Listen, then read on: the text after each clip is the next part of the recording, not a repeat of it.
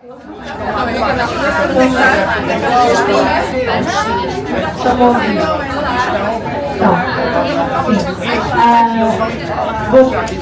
tarde. Em nome da Tinta da China, queria começar por agradecer a vossa presença, obviamente. Obrigada por estarem aqui para falarmos deste livro que vamos apresentar hoje, que é Mulheres Viajantes no País de Salazar, da Sónia Serrano. Faço também desde já um agradecimento à Mini Moça e à Cristina Ovidio por nos receber aqui também com tanta simpatia. E à Filipe Laus Vicente, também autora de Tinta da China, e que aceitou dizermos aqui umas palavras sobre este livro. E claro, obviamente, à Sónia Serrano, que começámos pelas Mulheres Viajantes, não é? Um livro que para a Tinta da China é uma alegria permanente, porque na verdade é um long seller, é um livro que as pessoas, que já saiu há tanto tempo e que as pessoas continuam a procurar com muito entusiasmo e que se não encontram perguntam e que nos telefonam para encontrar, e portanto claramente havia aqui uma história importante para contar destas mulheres que partiam para o mundo em vários contextos, em várias épocas e que nos deixaram o registro das suas viagens. E agora esta nova perspectiva que a Sónia nos traz das mulheres viajantes no país de Salazar, de mulheres que viajaram nesse país de Salazar, durante o Estado Novo, que é também um território diferente daquele que nós conhecemos hoje, em alguns aspectos, noutros não, e que portanto também nos levam a conhecer não só o nosso país através de outros olhos, mas sobretudo aquela época e aquelas mulheres e aquele tempo que ainda fazem tanto eco nos nossos dias e que nos dizem tanto do país onde vivemos hoje e das mulheres que somos hoje. E não tenho muito mais a dizer, e o que queria era agora ouvir a Filipa, e por isso passo-lhe desde já a palavra para depois no final ouvirmos a nossa autora. Obrigada. Obrigada. Bem, muito obrigada, Sónia, por teres pensado em mim. Sabes que estas duas palavras interessam muito, mulheres e viajantes, mais do que Salazar. E eu já não sei, nós conhecemos há uns anos. Eu acho que tu estavas a escrever este livro. Ou estavas a pensar escrevê-lo? Estava a pensar. Sim, depois nunca mais nos vimos, e eu acho que já na altura tu me disseste que a minha avó, o livro da minha avó seria um dos livros. E eu também estou naquela fase da vida em que agora já me sinto com liberdade suficiente para me interessar pela minha família, pela minha avó e bisavó, etc. E portanto, quando a Sónia me fez estes desafios, fiquei especialmente contente, porque também me obrigou a voltar não só ao livro da minha avó, mas também a conhecer outros que eu desconhecia. Enfim, escrita de viagens por mulheres. Para já podemos pensar que porque é importante esta especificidade das mulheres. Nós sabemos, eu enquanto historiadora estou sempre a deparar-me com isso, quando os livros dizem sempre que se o livro se chamasse Viajantes no País de Salazar, ninguém pensava que poderia só ter homens, mas nunca se iria chamar Homens Viajantes no País de Salazar. Portanto, a bibliografia, a historiografia, sempre que está pensada a partir das mulheres, inclui esta palavra, e curiosamente muitas vezes até na academia afasta muito os homens. Portanto, há muitos homens que consideram que quando está a palavra das mulheres já não lhes interessa, porque já não é esta história o neutro dos viajantes, que depois acaba por ser muitas vezes não um neutro, mas o masculino. Agora, pensando, fazendo um bocadinho de contexto, eu sei muito pouco sobre o século XX e muito mais sobre o século XIX. E o que é que eu constatei quando estudei o século XIX? Que já há não dezenas, mas centenas de mulheres inglesas a escrever livros de viagens.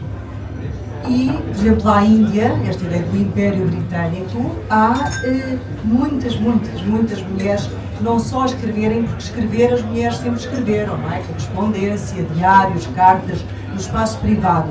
Mas entrar no espaço público é uma outra dimensão.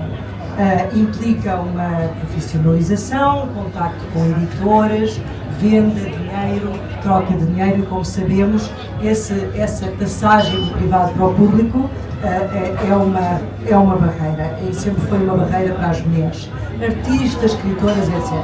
Portanto, é verdade que em Inglaterra as mulheres ainda tinham pouco espaço para a ficção, e basta pensar na Virginia Woolf, não é? Quando a Virginia Woolf escreve aquele fantástico livro que começou por fazer uma conferência, que já está traduzido, felizmente, não, até tem uma nova edição portuguesa recente, quando ela em 29 vai à procura das mulheres que escreveram no seu passado, porque ela vê-se como uma mulher escritora de ficção, ela não encontra esta genealogia, ou encontra muito poucas mulheres no passado inglês a escreverem ficção.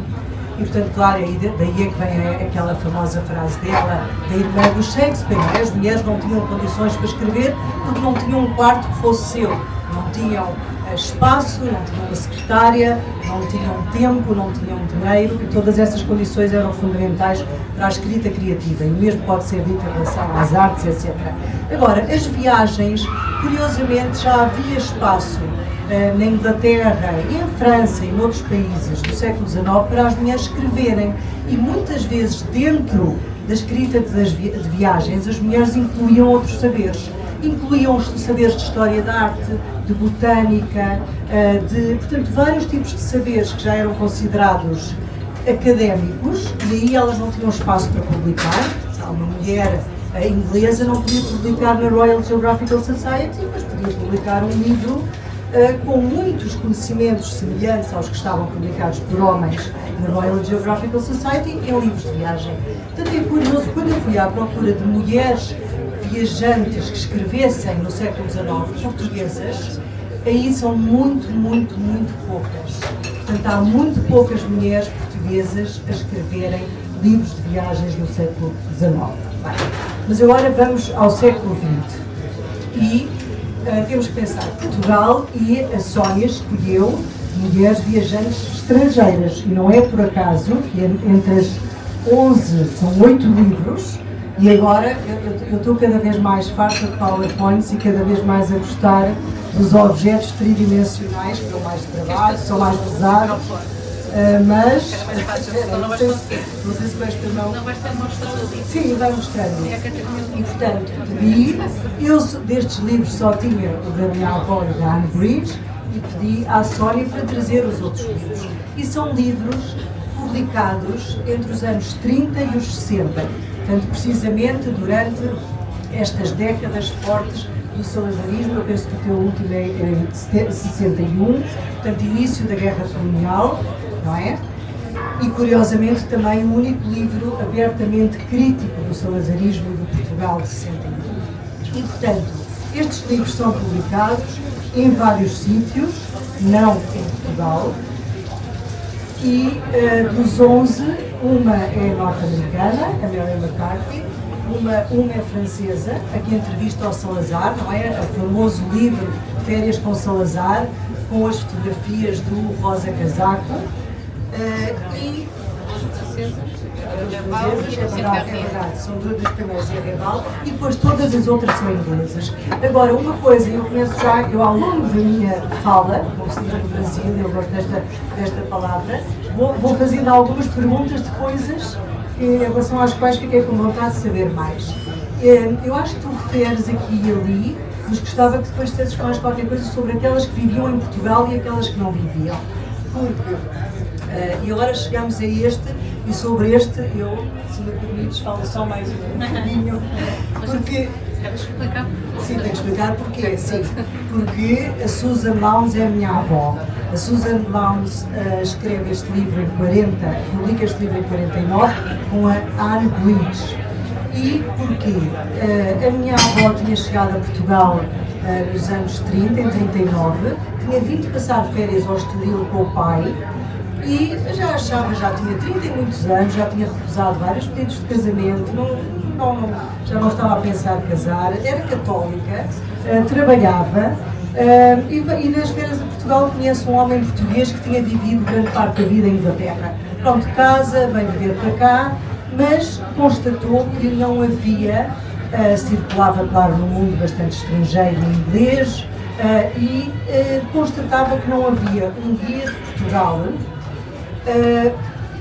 adequado, moderno, contemporâneo e, sobretudo, não havia um guia de Portugal vocacionado para os turistas interessados na cultura e na arte. Imagina, o último guia era de 1887, era mais o chamado, esta ideia de guia de viagem com conceitos práticos, mas não tanto com a percepção e experiência do viajante, neste caso das viajantes. Entretanto, deu-se uma consequência, uma coincidência. Vem um embaixador para Portugal que tem uma mulher escritora, chamada Anne Bridge, mais velha do que a minha avó, era amiga da minha bisavó, que era escritora, Marie Belloclance. Quando chega a Portugal, claro, vem conhecer a filha da amiga e, entretanto, como ela era uma escritora já reconhecida em Inglaterra, há uma editora inglesa que lhe diz, olha, quer escrever um livro sobre Portugal? É uma encomenda que te faço. E ela diz, sim, muito bem, mas quero fazê-lo com a Susan Lowndes, que é uma inglesa, que é jornalista e, portanto, vamos as duas escrever este livro. Vão as duas como turista do embaixador, vão realmente ao Portugal inteiro, portanto fazem uma longa viagem, segundo elas muito divertida, só as duas, um turista, e vão, tudo aquilo que elas descrevem são lugares que elas realmente viram. E muito centrado nesse Portugal artístico e cultural, muito pouco centrado no Portugal político. E, enfim, eu ainda não li o livro todo, não é? Como boa neta, só li certos. Nem agora, não, você acredita, não li este, nem li nada do que as mulheres da minha família escreveram, mas hei de ler, estou quase lá. E pronto, este é um livro de 47, que depois teve muitas edições e, curiosamente, eu quando vivia em Inglaterra e nos Estados Unidos, comprei muitas edições deste livro. Ele tornou-se tão banal entre os turistas ingleses e norte-americanos, teve edições norte-americanas também, que passou a estar presente, compra-se muito facilmente em segunda mão. Eu vou oferecer tudo. Quando me disseste que não tinhas, que era o único que não tinha. Bem, depois elas até te contam esta história engraçada que a minha mãe, houve um homem que copiou, 10 anos depois copiou o livro delas, e quando elas se aperceberam disso, ainda por cima com a chancela do SNI, do Secretariado de Propaganda Nacional, que tinha comprado 500 exemplares, e elas puseram no processo e receberam uma indenização e não permitiram esta cópia. Mas quando penso nesta história das mulheres que tu escreveste, depois outra pergunta que eu queria fazer é porque é que escolheste estes 8 livros e não outros? Porque há muitos outros livros de mulheres estrangeiras a escreverem sobre Portugal durante este período. Até 75, se essa fosse a tua fronteira cronológica. E por isso gostava também de perguntar porque estes e não outros. Depois, quando penso nas mulheres, curiosamente, isso também foi uma surpresa para mim, quando eu fui à procura de mulheres fotógrafas que tivessem fotografado Portugal no século XX, também eram todas estrangeiras. Há muitas, e são todas estrangeiras, menos a Maria Lamas. Portanto, é como se a Maria Lamas é esta mulher que tanto escreve como fotografa e que escreve este maravilhoso livro Mulheres do Meu País, que ela começa por editar em fascículos, precisamente, quer dizer, quando estas inglesas estão a publicar este livro, muito pouco político, ou seja, a minha avó e a Anne Bridge, está no ano a seguir, está a Maria Lamas a publicar em fascículos as mulheres do meu país, e o Portugal que ela descreve e as mulheres que ela descreve são muito diferentes das mulheres descritas por estes livros, embora também interessa-me especialmente focar nesta ideia de mulheres. E, portanto, também, porquê é que não há mulheres portuguesas a fotografar em Portugal? Ou talvez haja e ainda fizeram-no privadamente e ainda estão nas casas das pessoas, como muitas vezes acontece. As mulheres escreviam e fotografavam, mas faziam-no enquanto amadoras, no espaço privado, e, portanto, não havia tanta facilidade. Em Portugal há claramente uma diferença em relação a outros países. As mulheres, durante este período, não têm tanto espaço de não têm voz no espaço público. Mas, atenção, as coisas não são lineares e, como nós tivemos durante o período, durante a República, muitas mulheres surgiram em força em 1910, muitos movimentos feministas, muitos movimentos negros também, mas depois de 33, Salazar, Estado Novo, todos esses movimentos e vozes começam a ser reprimidos porque, claro, não encaixavam neste modelo de mulher do país de Salazar, para citar o título da Sónia. Mas, atenção, há sempre formas de resistência, mesmo quando as formas de resistência são reprimidas. Não é por acaso que, em 1947, a Maria Lamas organiza uma exposição extraordinária na Sociedade Nacional de Belas Artes, a quem ela agradece por estarem nas salas, e ela faz um bocadinho aquilo que a Virginia Woolf tinha feito, a própria Virginia Woolf foi aqui citada, e faz a exposição de livros escritos por mulheres, e a Sónia também refere isto, como a Sónia refere, como o Conselho Nacional de Mulheres Portuguesas ainda se aguentou durante uns bons anos no Portugal do Salazar. Mas o que é que acontece? Esta exposição abre, e o que era esta exposição? Era algo simples. Ela pediu às embaixadas, todas as delegações, embaixadas estrangeiras em Portugal, para emprestarem livros de mulheres que tivessem publicado, seja qual fosse o século ou o período. E, portanto, o que é que estava na exposição? Livros escritos por mulheres. Mas, pouco tempo depois de inaugurar, o que é que se faz? A exposição é fechada porque a lei não permite que uma exposição considerada transgressora estivesse aberta no centro de Lisboa em 1947. Portanto, vemos como estas forças que surgiram a partir de 1910 são reprimidas em força a partir deste momento. Mas, portanto, lembremos sempre a Maria Lamas na forma como ela é tão única nestas várias identidades que assume: escritora, fotógrafa, viajante sozinha, não é? Não ia no carro do embaixador para Portugal fora, vivia dos fascículos que ia vendendo, também porque assim era uma forma de não chamar tanto a atenção da censura. Mas, e agora eu vou só usar aqui, ler algumas citações do livro da Sónia, porque me interessa especialmente pensar nesta questão, que é uma pergunta que se faz desde há muitas décadas, a partir das pessoas que trabalham sobre literatura e sobre arte, que é: as mulheres que escrevem fazem-no de uma forma diferente? Porque é que faz sentido estarmos a pensar em mulheres viajantes e não simplesmente em viajantes? Porque é que faz sentido falarmos em mulheres pintoras ou artistas e não simplesmente em artistas? Eu, pessoalmente, quer dizer, isto é uma discussão aberta, muito rica e cheia de vozes desde há pelo menos 50 ou 60 anos.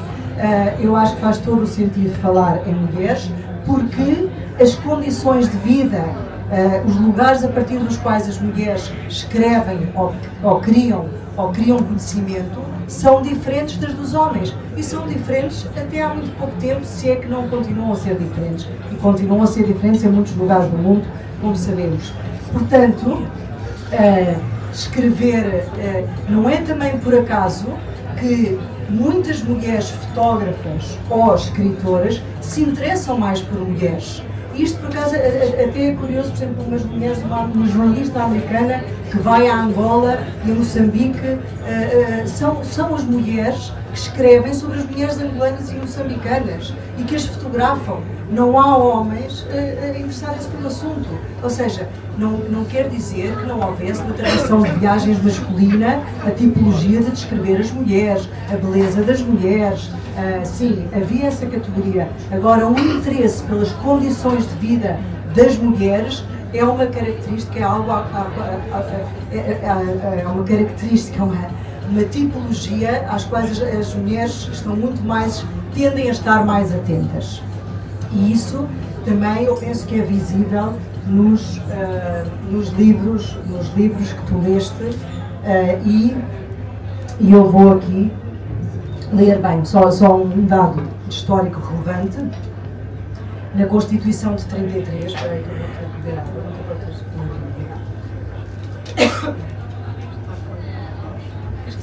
então liga, eu sou... Agora está um bocadinho para você. Queres que eu liga? Eu sou sempre a jogar com isto, não? Mas está muito longe.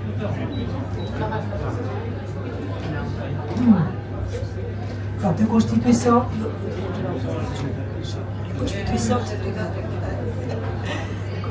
de 33, pronto, havia, claro, igualdade entre homens e mulheres perante a lei, mas depois deste parágrafo dizia que, atenção, a igualdade quanto à mulher é preciso ter em conta as diferenças resultantes da sua natureza e do bem da família. Portanto, esta igualdade, como sabemos, só chegou com a Constituição de 76. Portanto, já éramos, grande parte dos presentes e das presentes já eram nascidas quando a igualdade entre homens e mulheres se deu perante a lei portuguesa. E é curioso como algumas, e o próprio Salazar, eu penso que foi na entrevista, o próprio Salazar, na entrevista que deu à jornalista francesa, diz que, ela pergunta-lhe assim: tive a ocasião de conhecer aqui mulheres escritoras, jornalistas, professoras, funcionárias e até deputadas. Quando é que ela está a escrever isto? Bem? 55. Julga, Sr. Presidente, pergunta ela ao Salazar, julga, Sr. Presidente, que lhe será possível de ter um movimento de emancipação que atrai as portuguesas? E responde ele: as mulheres deveriam compreender que a felicidade se atinge pela renúncia e não pela posse, pelo que lutarei sempre contra a tendência das mulheres casadas, abrindo uma exceção que de facto se verificou na prática com algumas mulheres. Toleramos, abrindo outra vez aspas, a exceção, num caso único, quando as aptidões excepcionais de uma mulher casada podem ser utilizadas para o bem da nação, como por exemplo os presidentes da mocidade portuguesa. Portanto, havia alguns lugares para mulheres com poder dentro de muitas... Bem, vou ter que avançar. Não, eu sei, bem, depois, claro, há muitas descrições, por exemplo, muitas descrições das mulheres, e da minha avó, e a Anne Bridge também escrevem isso. As mulheres não ocupavam o espaço público, não estavam nos cafés, não estavam na rua, estavam apenas nas pastelarias e só as senhoras de classe alta. Depois, claro, o trabalho das mulheres. Esta ideia de que as mulheres não trabalhavam, claro que as mulheres trabalhavam e muitíssimo, não é? Sobretudo as não privilegiadas, que eram a grande maioria, e faziam trabalhos duríssimos, e esses são amplamente descritos nestes livros. As mulheres descalças, portanto, há assim umas tipologias que se repetem e que também são visíveis na fotografia. E é impressionante como na fotografia, em muitos destes livros, tem fotografias, e estas fotografias, muitas delas até são dos bancos que o próprio António Ferro, não é? Que a Sociedade do Secretariado Nacional de Propaganda e de Informação, foi mudando de nome ao longo do tempo, tinha um banco de fotografias para emprestar aos turistas, aos autores e aos escritores. E muitas destas fotografias, o que é que têm? Mulheres vestidas de negro, mulheres com coisas à cabeça, com pesos à cabeça. Portanto, esta ideia da mulher muitas vezes descalça, com pesos e a fazer os trabalhos mais duros, está presente por todo o lado. A varina, portanto, as mulheres ligadas ao mar e ligadas ao campo. Portanto, sempre esta ideia do campo e do mar. Depois, isto agora citando uma frase do livro da minha avó Susan Lowndes e da Anne Bridge, a posição legal das mulheres é inferior. Poucas podem votar e, no casamento, a administração da propriedade de uma mulher é responsabilidade do marido. A mulher não pode sequer solicitar um passaporte sem que para isso tenha autorização escrita do respectivo marido. Portanto, elas aqui e ali têm pequenas, não têm claramente uma preocupação de fazer disso um eixo central dos seus livros, mas estão presentes muitas destas referências. Portanto, esta ideia da não ocupação do espaço. E depois outra frase muito curiosa em relação a esta ideia este é um tema que tem sido estudado, até há um livro muito interessante publicado pela Tinta da China chamado As Criadas, sobre as criadas, não é?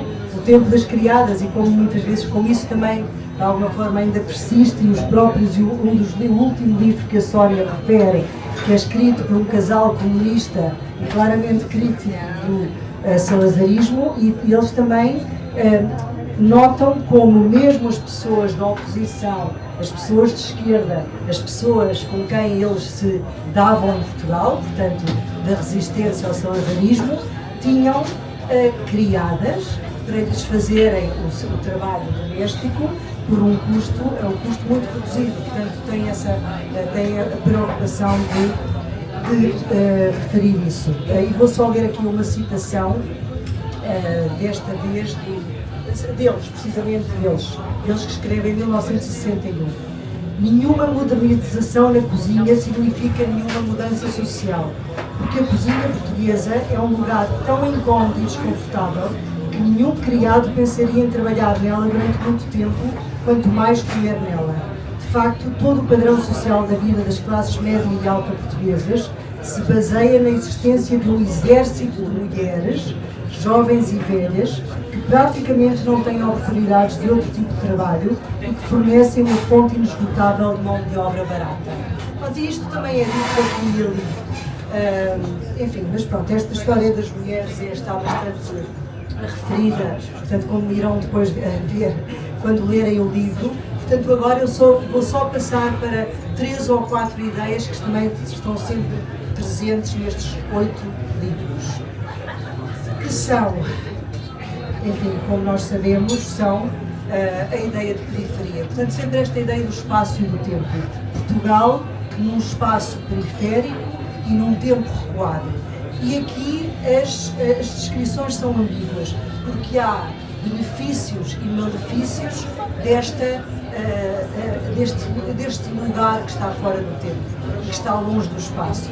E, portanto, enquanto, por um lado, António Ferro e toda a propaganda salazarista estava a investir muito nesta ideia, não de um Portugal também moderno, num Portugal que era uma entrada na Europa, e há mesmo esta expressão como a Sónia cita, a verdade é que esta entrada da Europa também podia ser vista como o fim da Europa, e era muito mais vista como o fim da Europa, como essa jangada de pedra que se podia soltar do resto da Europa, não é?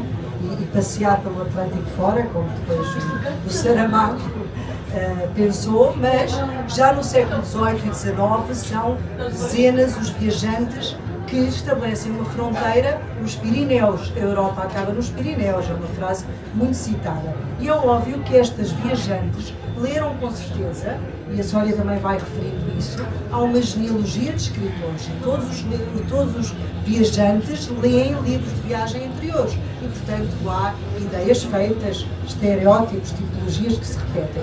Portanto, esta ideia de um Portugal que é maravilhoso precisamente porque parou no tempo e que não é como a Inglaterra, porque aqui não há todos os malefícios da civilização e do progresso e da maquinaria e da tecnologia, também depois tem o outro lado. E, portanto, há até contradições e às vezes até os mesmos escritores de viagens oscilam nestas descrições favoráveis a estes lugares onde encontram o estar fora do tempo. E como também aqui há várias citações que remetem para comparações com a Ásia e com a África. Portanto, estas proximidades que depois até são muito enunciadas para outras razões. Por exemplo, há uns viajantes que encontram as possibilidades limitadas das mulheres são atribuídas eu penso que é o catolicismo que é atribuído, é muito mais ao islamismo, mas depois também a presença do islamismo, depois alguns consideram que é maior em Espanha, comparações entre Espanha e Portugal. Bem, depois claro também há aquelas confusões, até quando a Anne Bridge, quando o editor dela lhe pede para publicar este livro, eu não disse que entretanto o único livro que foi publicado em português destes todos foi um da minha avó, simplesmente porque a minha mãe teve essa iniciativa de publicar com uma introdução. Mas quando o editor pede a Anne Bridge, pergunta-se também não pode escrever, se elas não podem escrever sobre as Canárias. E então ela responde, olha, desculpa, mas as Canárias estão em Espanha, portanto não vamos escrever sobre as Canárias, são sobre a Madeira e os Açores. Portanto, esta, para muitos estrangeiros também, não tanto para os ingleses, também esta ambiguidade estava presente. E pronto, e agora só para acabar, mostrar como o apoio e atenção, o eixo de análise da Sónia, e agora sim vou acabar, o eixo de análise é o de como é que estes livros se encaixam nesta organização e investimento da propaganda salazarista iniciada pelo António Ferro logo nos anos 30. E isso é um dado muito importante, porque estes livros têm apoio de vários tipos. O tal banco de imagens, e aqui nos agradecimentos destes livros, os agradecimentos dos livros são muito importantes, porque é nos agradecimentos que nós vemos quer as redes afetivas, quer as redes, outro tipo de redes, não é? Para poder-se fazer uma sociologia, de certeza que está feita, os agradecimentos dos livros. Então elas agradecem aqui ao responsável pelo arquivo fotográfico, ao António Ferro, que nos levou aqui e ali, vão agradecendo. Mas a propaganda não estava só a apoiar estas estrangeiras e estrangeiros que escreviam sobre Portugal. Estava a organizar uma grande exposição de arte portuguesa em Londres nos anos 50, estava a traduzir livros de portugueses para francês, inglês, espanhol, arte del pueblo português, paisagem de Portugal. Portanto, pagavam, faziam encomendas a portugueses e tinham uma política muito eficaz de traduções em todas as línguas. E o que é que vemos nos anos 50 e depois da Segunda Guerra Mundial? Vemos começam a investir sobretudo na defesa das colónias. Começam a contratar jornalistas de todos os vários países europeus para irem para Goa e para Angola e para Moçambique dizerem maravilhas da África colonial portuguesa. Portanto, este livro que a Sónia cita e que o António Ferro escreve em 1949, Turismo, Fonte de Riqueza e de Poesia, e escreve muitas outras coisas antes, portanto faz parte deste mesmo movimento, e é importante não isolarmos estes livros de um contexto muito mais alargado de investimento numa propaganda para o exterior de um Portugal que, por um lado, queria ser um Portugal moderno e turístico e, ao mesmo tempo, este anacronismo, sobretudo pós a Segunda Guerra Mundial, de também ser um país colonizador. E aí, agora, Sónia, passo-te a palavra, fazendo-te pedido que tu respondas a essas perguntas, por um lado, e também perguntando porque é que tu resolveste parar em 61, quando começa, de facto, as críticas ao colonialismo português começam a ser mais fortes. E também se encontraste mulheres também nessa fase deste livro. E obrigada, e gostei muito de ler o livro, leia.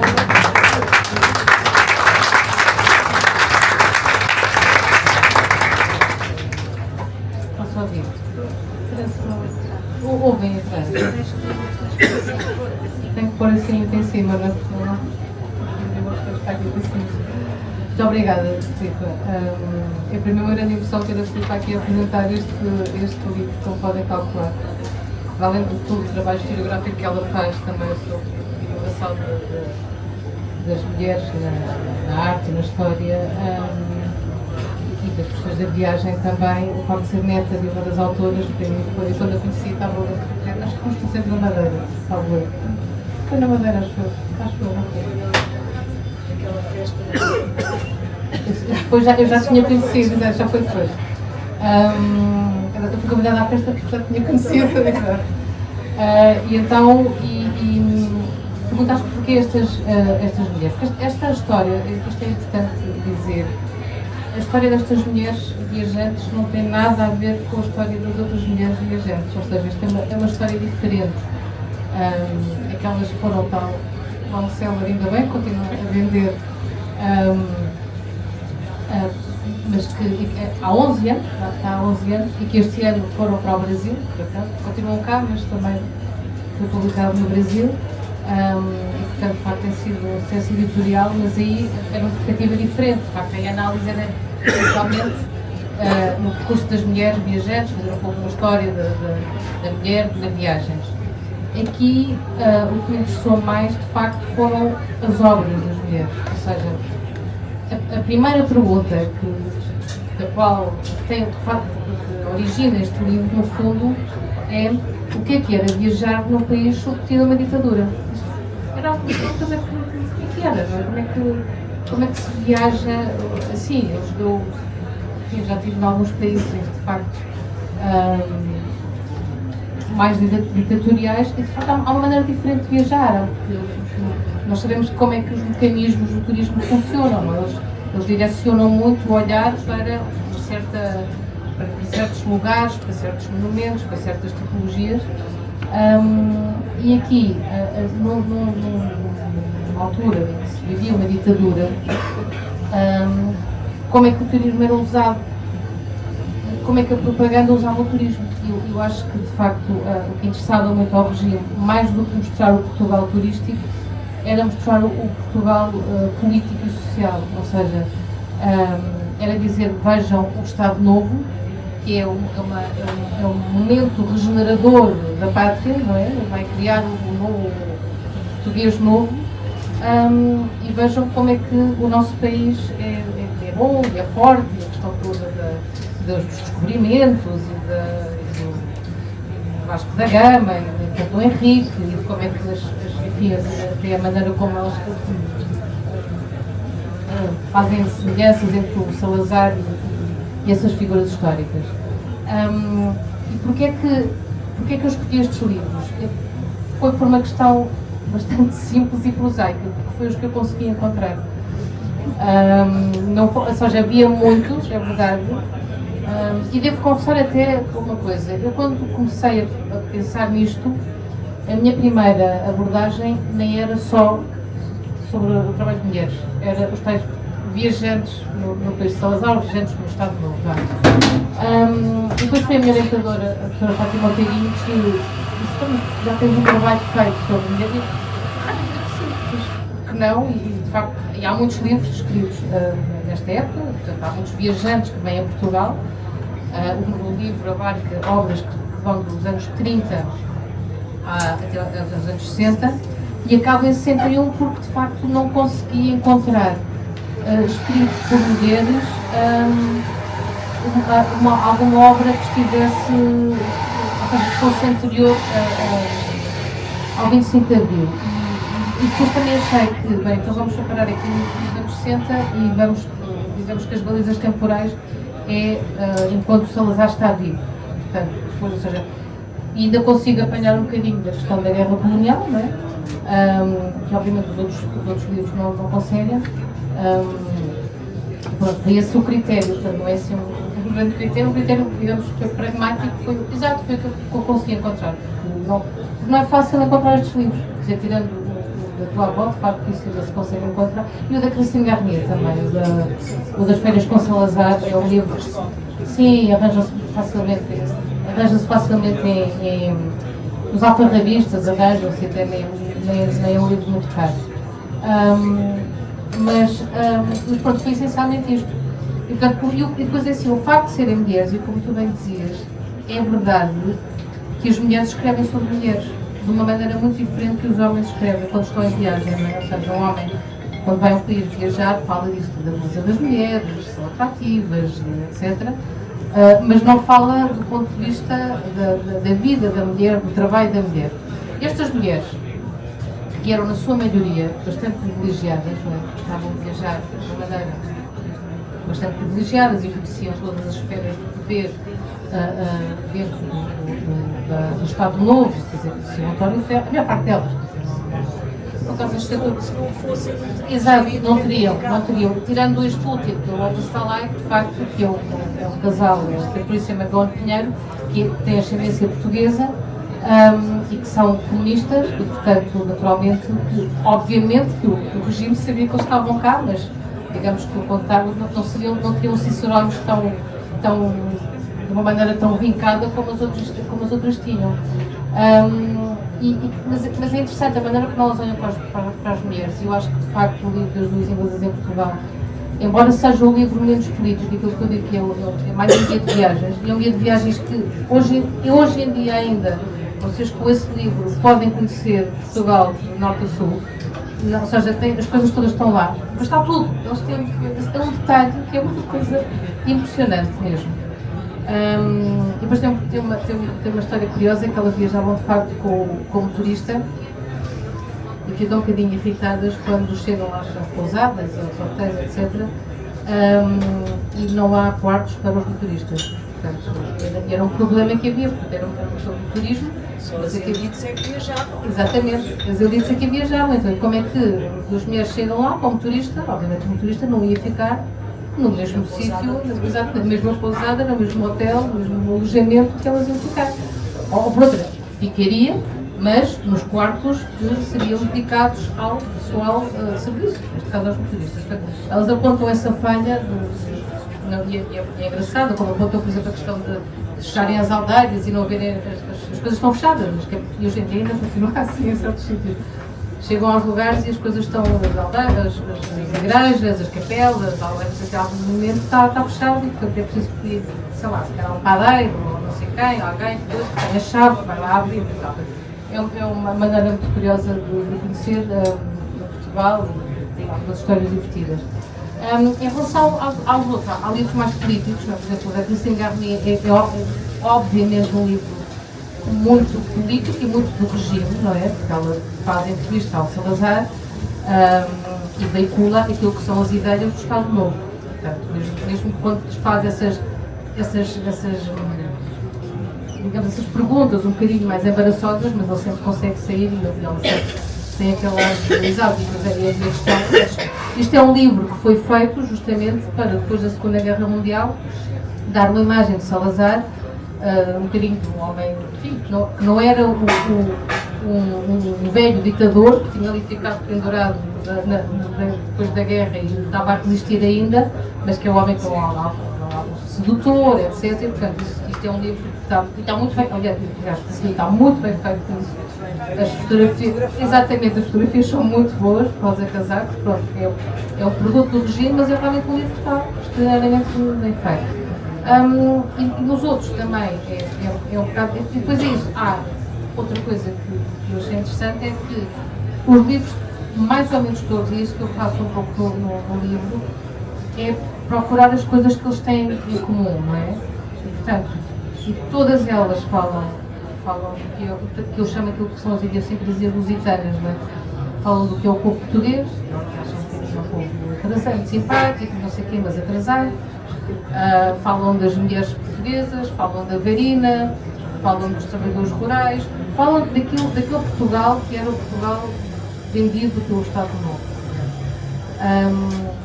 Todas elas falam de Salazar e, portanto, depois, e a minha coisa que mais me surpreendeu lá, ou seja, porque o que eu queria ver era como é que é uma narrativa de viagem sob o filtro de uma ditadura, não é?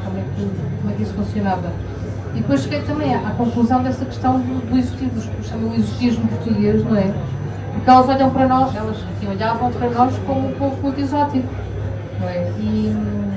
E que às vezes eu acho que isso ainda não desapareceu muito. Eu um dia falava com uma amiga minha alemã, que viveu algum tempo aqui em Portugal, e eu falava-lhe da questão dos carros dos bois, que eles falam muito, aqueles carros ornamentados e não sei o que, ela disse, mas eu fui atrás dos motos e fartei-me de ver carros dos bois, portanto, para mim é exatamente a mesma coisa, ou seja, é como se Portugal, e ainda hoje em dia, eu sinto um pouco isso, não sei se sentem ou não, ainda hoje em dia há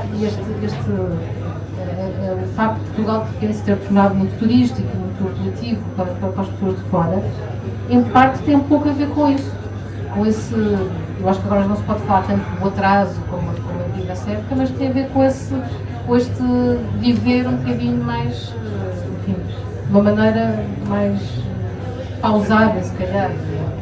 Eu que ainda as pessoas acham isso. Falas contigo, essa ideia de contigo porque é diferente. Exato. Exato. Há umas que falam que que quando está em Portugal parece que recuou para a Idade Média, quer dizer, não é o céu, é para a Idade Média. Mas isto não é dito de uma maneira negativa, isto é de uma forma positiva. É que maravilha que isto é uma Arcádia, ou seja, nós estamos aqui parados no tempo, mas que é uma coisa muito boa, porque Portugal preserva essa alma ainda, essa maneira contemplativa, que é uma ideia que também o Salazar depois acaba também por veicular. Este país rural, essa um pouco de demonização da cidade, do que é urbano, não é?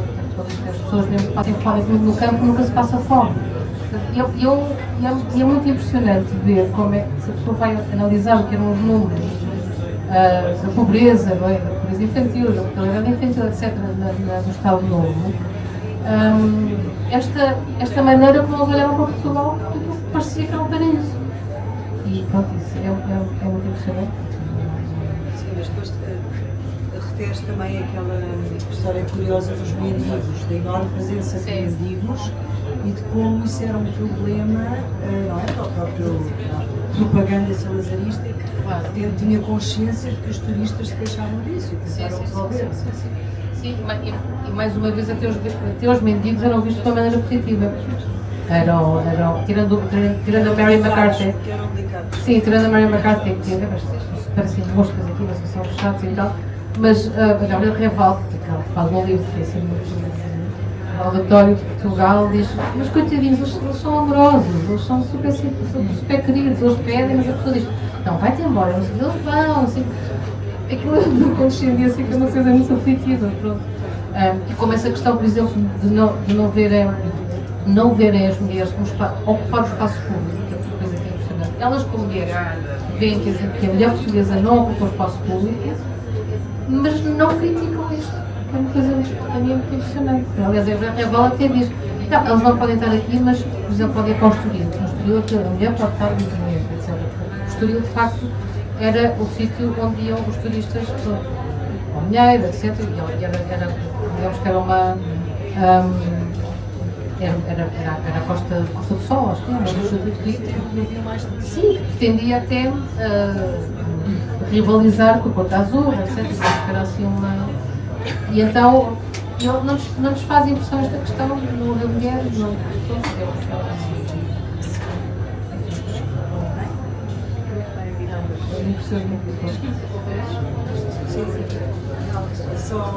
Só uma pequena história, porque eu às vezes perguntava à minha mãe, que viveu há 10 anos, mas eu perguntava: mas como é que era quando a minha mãe começou a fazer parte da oposição católica ao Estado Novo?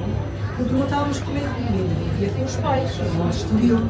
Eu perguntava-nos qual era a posição dos meus avós em relação ao Salazar e ao Estado Novo. Como é que a minha mãe vivia essa dicotomia? Ela dizia: não, que a minha avó vivia num mundo muito apolítico. Embora muito, quer dizer, jornalista, muito preocupada com causas sociais, mas não como se tivesse uma distância em relação a Portugal. E que o avô português também vivia muito longe disso, mas eu tinha alguma admiração pelo Salazar.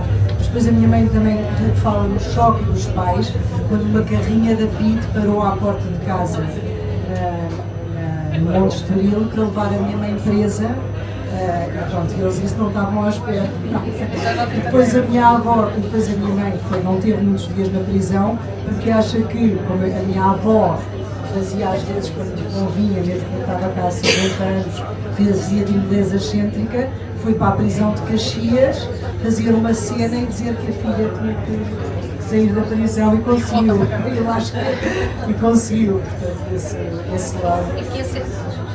Há uma parte que é interessante também, que todas falam no livro, que é, até mesmo os que são opositores ao Salazar, é a chamada ditadura do benevolente, que é uma ideia que ainda chega aos nossos dias. Por isso é que eu acho que há certas digamos, traços, características que eu encontrei aí no que elas falam, que são ideias que ficaram nas nossas esquerdas, no pensamento comum em Portugal, e que hoje em dia que chegaram aos nossos dias. E portanto essa questão de não haver racismo em Portugal, ou de Portugal, de Salazar, sim, era uma ditadura, mas não era o Hitler, não era o Mussolini, nem sequer era o Franco.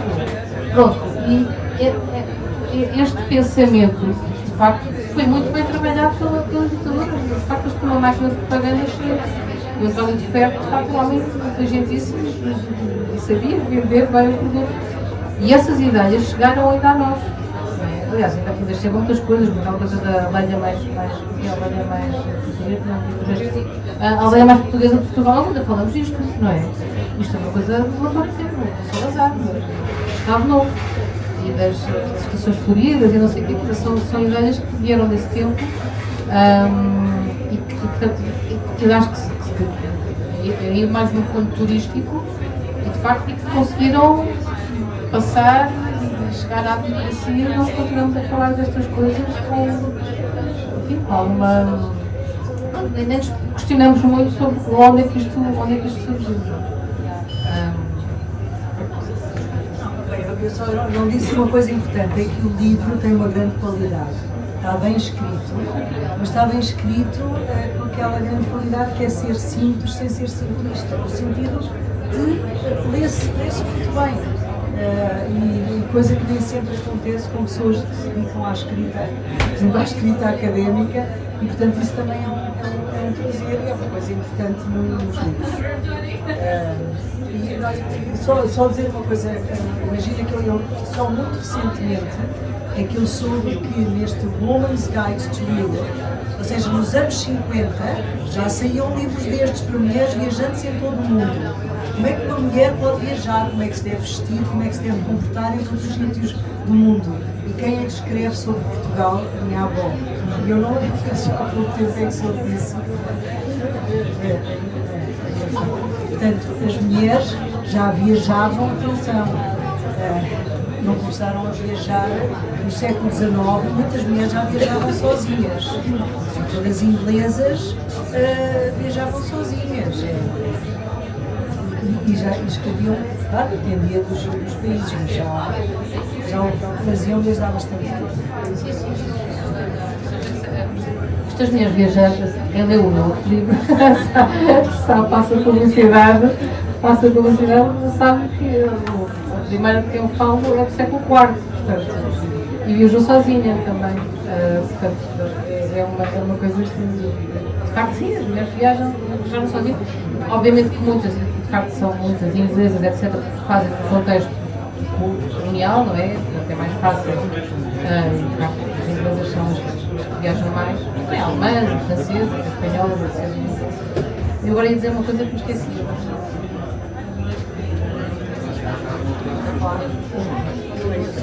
Só fazer uma pergunta, qual é o próximo livro? Não sei, porque eu termino o livro com algumas perguntas. Não, o que eu ia dizer, desculpa, é que essa questão de... Este livro, de facto, ele tem origem numa tese.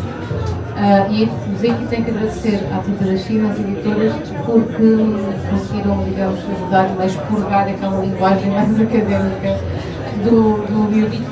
Estão habituadas, não é? Eu lembro de ter depois falei com a Inês e entreguei uma primeira prova a achar que já estava super não académico, voltou outra vez tudo para trás, porque estava sempre um bocado entregável. Infelizmente, o meio académico às vezes acaba por ser um bocadinho mais. Exato, não, é mais complicado de assimilar. E eu queria de facto era que fosse um livro relativamente fácil de ler. Agora lá está, não é uma segunda parte, não é temporada 2 das Mulheres Viajantes. Mas eu acho que também vale a pena. Eu tinha a pensar nisso por acaso. Acabei de publicar esta passar um bocadinho, mas sim, mas quero, mas se calhar também tenho que conversar também sobre isso. Exato, muito obrigada. Eu queria já vai pronto. A Tinta da China que é uma editora de mulheres. Era justamente isso, eu queria também agradecer. Estamos no espaço da Cristina Ovídia, que também é uma livraria e bar de ideias. Isto parece que estamos aqui a fazer só coisas de mulheres, mas eu outro dia, por exemplo, ouvi a Isabel Moreira, que me ouviu muito. Não, a Moreira. Tenho sempre uma vez chamá-la Moreira, não sei porquê. A Isabel Moreira que me dizia, eu quando programas de televisão que só aparecem homens, eu não vejo. Se não tiver uma mulher, eu não vejo. Pronto, acho inconcebível no século XXI não haver programas que não haja um painel variado em termos de representatividade de género. Mas se houver só de mulheres, eu vejo. De facto, assim, a opressão, ou seja, o não termos tido voz durante tantos séculos, exatamente não é de toda a mesma coisa. 2000 anos ainda vão ser só painéis. Exatamente. Já só para a representatividade. Exatamente. Mas eu acho que quando a primeira vez que publiquei lá, ainda foi com o catálogo da Ana Richard Zimbar, acho que não havia, eram só mulheres. E eu de facto tenho que agradecer, agora já na parte dos agradecimentos, agradecer à Tinta da China, e à Bárbara em particular e toda a equipa, naturalmente, a Bárbara hoje não pôde estar com muita pena minha, pelo trabalho excelente que eles também têm feito, elas também têm feito em termos de divulgação da história do Estado Novo e das histórias, das diversas histórias do Estado Novo. Agradecer mais uma vez à Filipe também muito generosamente e imediatamente se prontificou para estar aqui hoje, apesar de ter um calendário complicado e ter a filha doente e não preciso e enfim, por todo o seu trabalho que ela tem produzido na área de fotografia, na área da arte, divulgação do trabalho das mulheres. A Emília Tavares, que acaba por ser foi uma espécie de co-orientadora aqui da minha tese.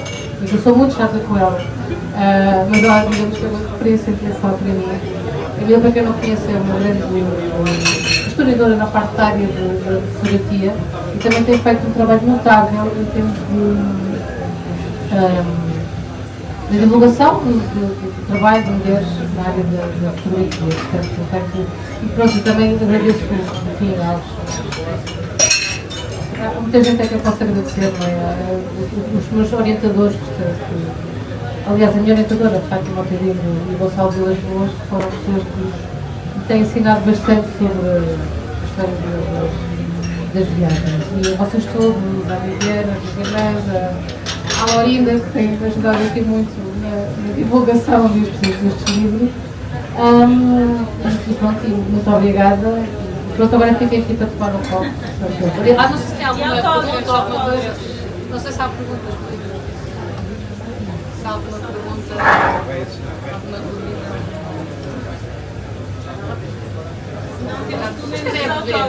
Agora eu vou pensar no copo.